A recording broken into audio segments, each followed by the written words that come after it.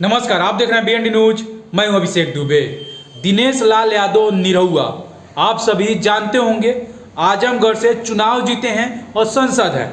उन्होंने कल संसद भवन में एक बात बोला, पूरे अहिर समाज को गर्मान्वित महसूस करा दिया होगा। पूरे अहिर समाज का सीना चौड़ा हो गया होगा, पूरे यादव समाज का भी सीना चौड़ा हो गया होगा कि कोई आदमी जो मेरे बारे में सोच रहा है। उन्होंने बोला, यानी दिनेश लाल यादव निरहुआ जो सांसद हैं आजमगढ़ के, उन्होंने कल संसद भवन में बोला कि अहिर रेजिमेंट आना चाहिए, यानी यादव रेजिमेंट आना चाहिए, अहिर समाज को रेजिमेंट मिलना चाहिए। तो सवाल ये उठता है कि ये लागू होना चाहिए। तो देखिए, मेरे हिसाब से ये लागू नहीं होना चाहिए। और दिनेश लाल यादव निरहुआ जी, आप फिल्म बनाते थे, इससे अच्छा था, क्योंकि आपने एक सवाल बहुत बड़ा खड़ा कर दिया है।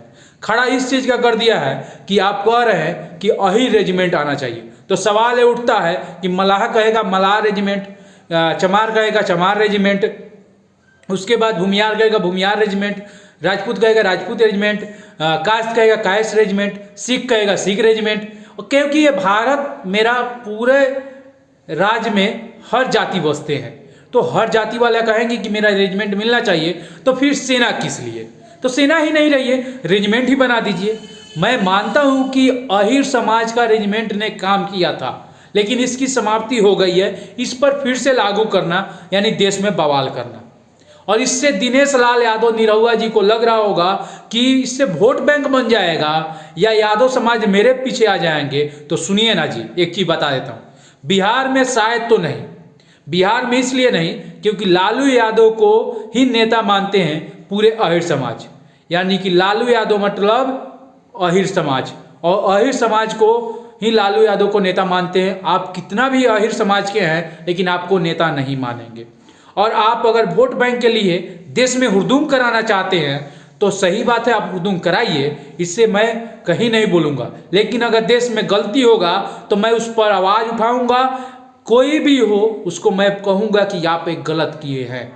और दिनेश लाल यादव निरहुआ जी, ये चीज़ आपके बस की बात नहीं है, और आप शायद इस चीज़ों के बारे में बस उसकाना जानते हैं, क्योंकि आप बीजेपी से सांसद बने हैं, एक बार चुनाव हारे थे और दूसरे बार आप चुनाव जीते हैं। सोच रहे हैं कि फिर से आजमगढ़ में बन जाएंगे और इस चीज़ को लागू कराकर मैं कुछ देश के लिए काम कर जाऊंगा, अहिर समाज के लिए। तो सुनिए, एक सवाल है कि आप अहिर समाज के लिए कुछ कर जाइएगा, लेकिन सवाल ये उठता है कि बीजेपी वही पार्टी केवल हिंदुत्व के नाम पर वोट लेती है, तो फिर वो कहाँ जाएंगे?